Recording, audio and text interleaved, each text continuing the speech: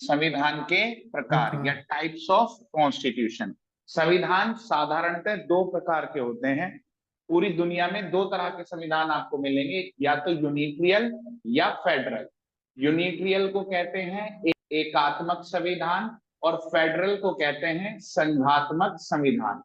साधारणतः संविधान जो होते हैं, उन संविधानों को जब पढ़ा जाता है संविधान, तो उन संविधान की प्रकृति दो तरह की होती है, उनका नेचर दो तरह का होता है, या तो होंगे वे संघात्मक या होंगे वो एकात्मक। अब क्वेश्चन ये आता है कि एकात्मक संविधान किसे कहते हैं।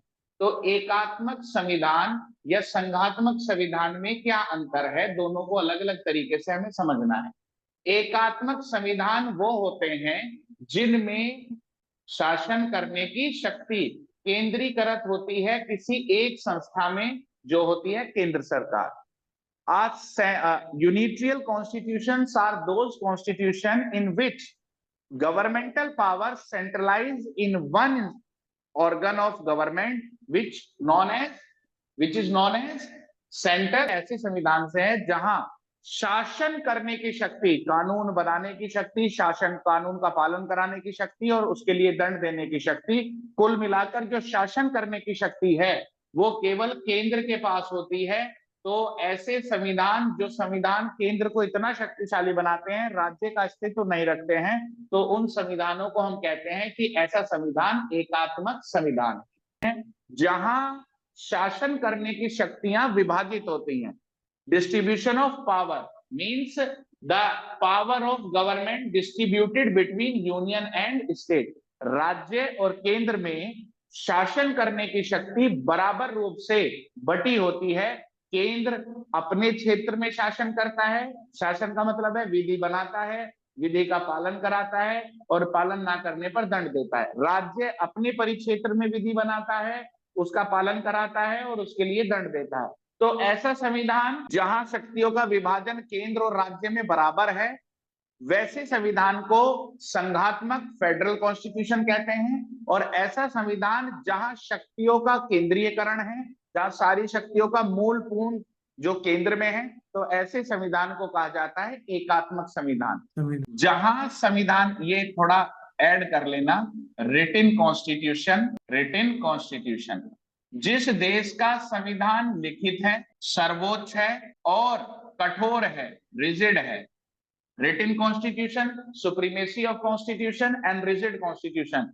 जिस देश में लिखित में संविधान है, संविधान ही सर्वोच्च विधायन है और संविधान में संशोधन करना आसान नहीं है, तो उस देश में माना जाता है कि वह संविधान लगभग संघात्मक संविधान है। तो हमारे देश में क्या परिस्थिति है, हमारे देश में संविधान लिखित भी है, संविधान सभी विधियों में सर्वोच्च भी है, संविधान से बड़ी कोई विधि नहीं है, सभी लोग संविधान के अधीन आते हैं और संविधान में संशोधन करने की जो प्रक्रिया है वो बहुत अधिक कठोर और बहुत ज्यादा लचीली नहीं है। जैसे अमेरिका में, कनाडा में संविधान में संशोधन करना बड़ा कठोर है। जैसे वहां पर शुरुआत में आज से 200-300 साल पहले जब संविधान बना था, तो शुरुआत में केवल 6 आर्टिकल थे, लगातार 2 साल के अंदर ही 12 संशोधन हुए और पिछले 300-400 सालों में अमेरिका के संविधान में कोई संशोधन नहीं हुआ। तो वहां तो कठोर प्रक्रिया अपनाई जाती है संशोधन करने की, लेकिन भारत में प्रक्रिया भी 3 तरीके की है। जहां संविधान में संघात्मक प्रकृति की बात नहीं है, वहां आप हल्के तरीके से भी संशोधन कर सकते हैं, सिंपल ही कर सकते हैं। लेकिन अगर राज्य और केंद्र के संबंधों पर फर्क पड़ने वाली बात है, तो वहां संशोधन की प्रक्रिया कठोर होगी। तो भारतीय संविधान में कठोरता भी है, सरलता भी है और नम्यता भी है। ये पूर्ण रूप से कठोर नहीं है और ना ही पूर्ण रूप से नम्य है। ये एक यूनिक कॉन्स्टिट्यूशन अमेंडमेंट प्रोसीजर देता है। तो अगर हम कहें भारत में रिटन कॉन्स्टिट्यूशन है, सुप्रीम कॉन्स्टिट्यूशन है, लेकिन रिजिडता के नाम पर 0.75% हमारा संविधान कठोर है, 0.25% नर्म है और वहां पर संशोधन की प्रक्रिया बड़ी आसान है। फिर भी हम अपने संविधान को पॉइंट देते हैं कि लगभग संविधान के संबंधित इसमें बातें अच्छी हैं। तो किसी भी संघात्मक संविधान के लिए सबसे जरूरी है उस संविधान का लिखित में होना, दूसरा सर्वोच्च विधायन होना, और तीसरा रिजिड होना अर्थात कठोर होना। लेकिन डिस्ट्रीब्यूशन ऑफ पावर ये भी जरूरी है कि उस संविधान में शक्तियों का विभाजन होना चाहिए, तभी वो संविधान संघात्मक कहलाया जाएगा। जब उसमें शक्तियों का विभाजन होगा, अर्थात केंद्र सरकार और राज्य सरकार अपने अपने क्षेत्र में स्वतंत्र होने चाहिए।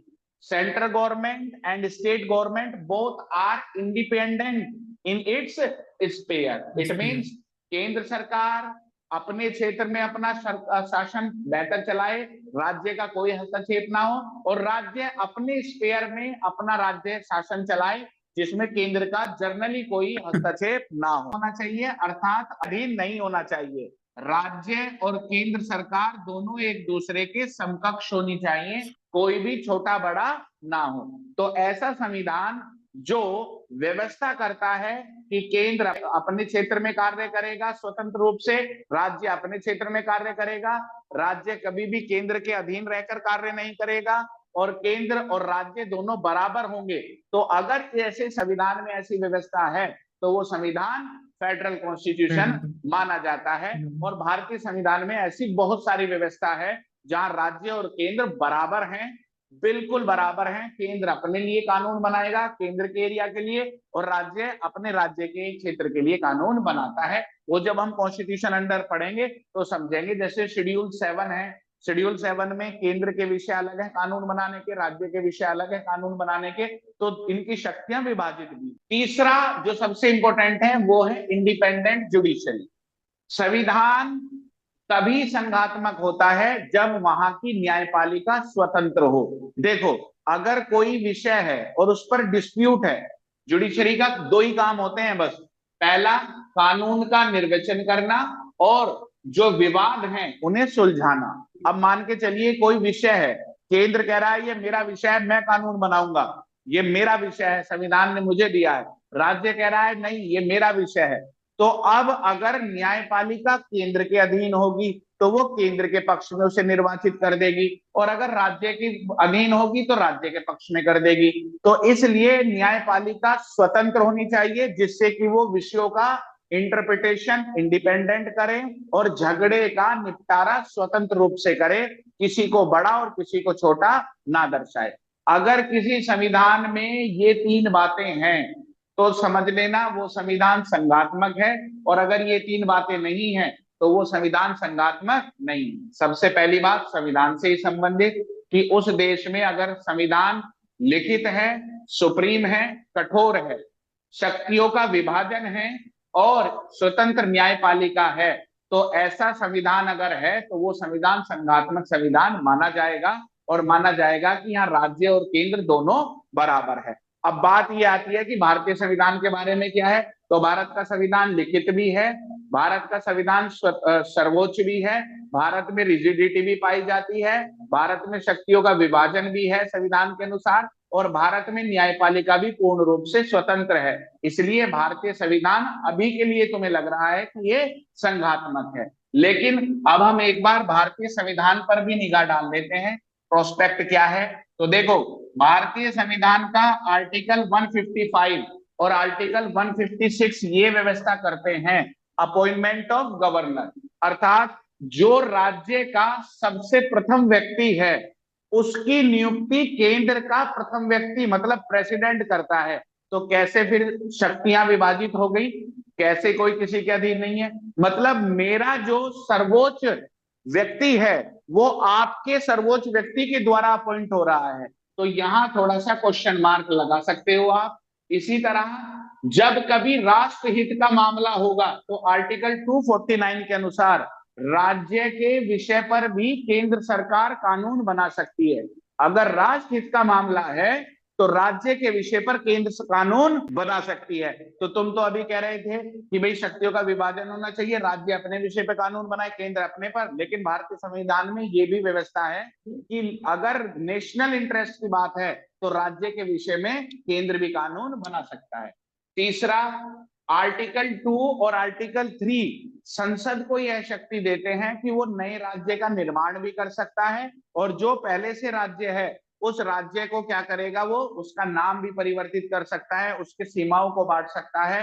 तो जब राज्य का निर्माण ही संसद कर रही है, केंद्र कर रही है, तो जिसका जो निर्माण करता है वो तो उससे बड़ा ही महसूस होता है।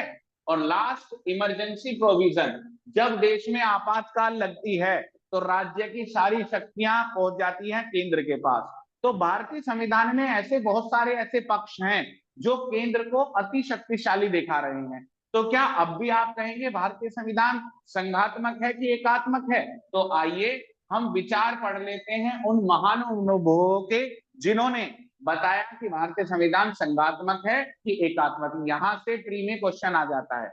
जैसे अंबेडकर साहब के अनुसार भारतीय संविधान संघात्मक है कि एकात्मक, तो इन्होंने कहा कि I think it is agreed that our constitution notwithstanding that the many provision which are the contain in whereby the centre has been given power to override the province none of less than is a federal constitution. Ambedkar Sahab के द्वारा ये मानना था कि मैं मानता हूं कि भारत के संविधान में बहुत से ऐसे प्रावधान हैं जो कहीं ना कहीं केंद्र को अधिक शक्ति दे रहे हैं, लेकिन फिर भी मैं ये कहता हूं कि भारतीय संविधान एक संघात्मक संविधान है, ना कि एकात्मक संविधान। यहाँ राज्यों को भी उतनी शक्ति है जितनी केंद्र को शक्ति है। दूसरा, इस पर कई बार क्वेश्चन आया, अकॉर्डिंग टू जैनिंग, और जैनिंग ने कहा कि भारतीय संविधान स्ट्रॉन्ग सेंट्रलाइजेशन टेंडेंसी के साथ फेडरल कॉन्स्टिट्यूशन है, केंद्र मुख होकर भी संघात्मक संविधान है। तो प्री में क्वेश्चन ऐसे पूछ लेते हैं कि किसने कहा था कि Indian constitution is a federal constitution with strong centralisation tendency? तो ये कहा था जेनिंग ने। ठीक है, फिर आते हैं हम कि केसी वेयर, बहुत बार पूछा गया है, इंपॉर्टेंट है कि किसने कहा भारतीय संविधान क्वासी फेडरल है। मतलब क्वासी फेडरल को आप कहेंगे अर्ध संघात्मक है, क्वासी फेडरल है, अर्ध संघात्मक है। तो केसी हेयर ने कहा था ये। और भारतीय संविधान के निर्माताओं ने क्या कहा? भारतीय संविधान के निर्माताओं ने कहा कि भारतीय संविधान संघात्मक है। तो अब हम क्या कहें भाई, इसमें प्रोविजन तो बहुत सारे ऐसे भी हैं जो केंद्र को शक्ति दे रहे हैं, तो हम केंद्र को शक्तिशाली बना दे ना। अगर तुम पूरे संविधान को अच्छे से पढ़ोगे और देखोगे तो तुम देखोगे जब कभी विपरीत परिस्थितियां आती हैं तब सब एक हो जाते हैं, तब केंद्र को अधिक शक्ति है। सामान्य परिस्थितियों में हम सब, केंद्र अपना कार्य करता है, राज्य अपना कार्य करता है, और इनमें कभी कोई टकराव नहीं है।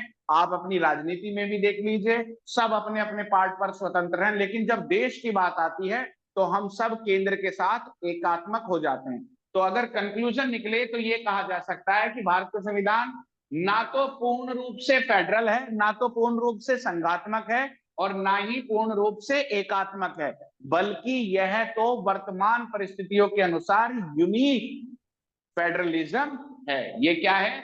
Unique unique. कॉम्बिनेशन है दोनों का, फेडरल का भी और सेंट्रल का भी। लेकिन केसी वेयर ने कहा क्वासी फेडरल, जेनिंग ने कहा स्ट्रॉन्ग सेंट्रलाइजेशन के द्वारा फेडरल, हमारे अंबेडकर साहब ने कहा कि सेंट्रल, जो सेंटर को कुछ पावर देने के बावजूद भी भारतीय संविधान फेडरल है। हमारे कॉन्स्टिट्यूशन फ्रेमर्स ने कहा भारतीय संविधान फेडरल है। तो एक बार मैं पूरा रिपीट कर देता हूं, जर्नली कॉन्स्टिट्यूशंस दो तरह के होते हैं, एक यूनिट्रियल कॉन्स्टिट्यूशन, एक फेडरल कॉन्स्टिट्यूशन होता है, और राज्य केंद्र के अधीन कार्य करता है। लेकिन फेडरल कॉन्स्टिट्यूशन वो होता है जहां शक्तियों का विभाजन होता है और केंद्र और राज्य के बीच में कोई भी बड़ा छोटा नहीं होता, दोनों अपने अपने रूप से कार्य करते हैं।